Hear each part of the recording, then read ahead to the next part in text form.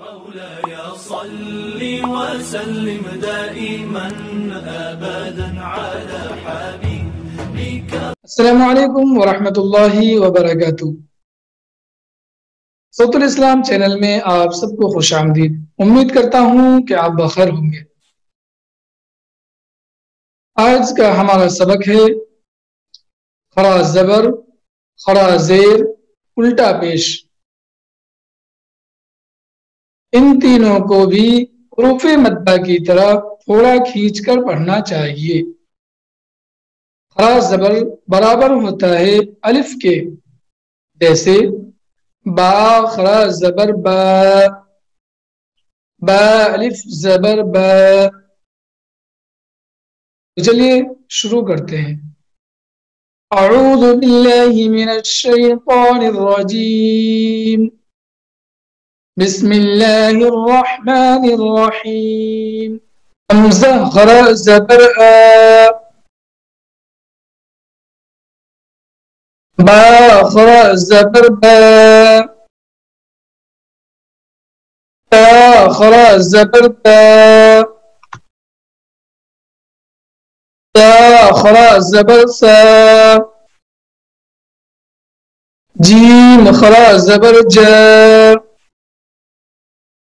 حا کھڑا زبر حا، قا کھڑا زبر خا، دال کھڑا زبر دا، زال کھڑا زبر زا، کھڑا زبر را، زا کھڑا زبر زا، سین کھڑا زبر سا، شین کھڑا زبر شا، صاد کھڑا زبر صا، ضاد کھڑا زبر ضا، طا کھڑا زبر طا، ظا کھڑا زبر ظا، عین کھڑا زبر عا، غین کھڑا زبر غا، فا کھڑا زبر فا، قاف کھڑا زبر قا، کاف کھڑا زبر کا، لام کھڑا زبر لا، میم کھڑا زبر ما، نون کھڑا زبر نا،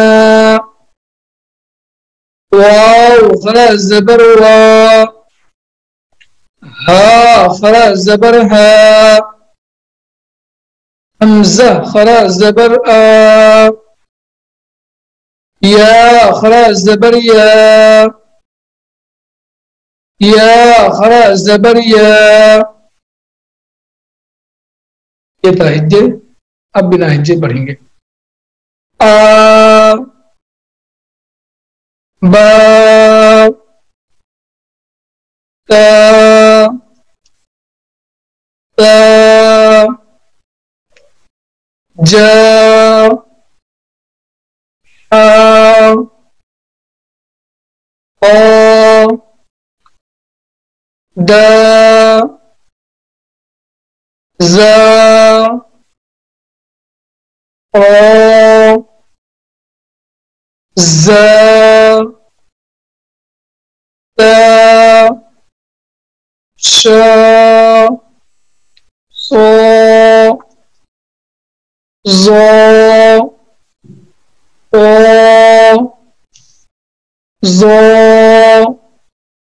عا، غا، فا، قا، کا، لا، ما، نا، وا، ہا، آ،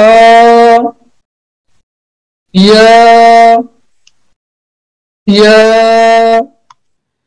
تو ये था हमारा आज का सबक। उम्मीद करता हूँ कि आप खुद भी सीखेंगे और अपने दोस्त अहबाब को भी ज़्यादा से ज़्यादा शेयर करेंगे। तो फिर मिलेंगे अगले सबक के साथ इंशाअल्लाह।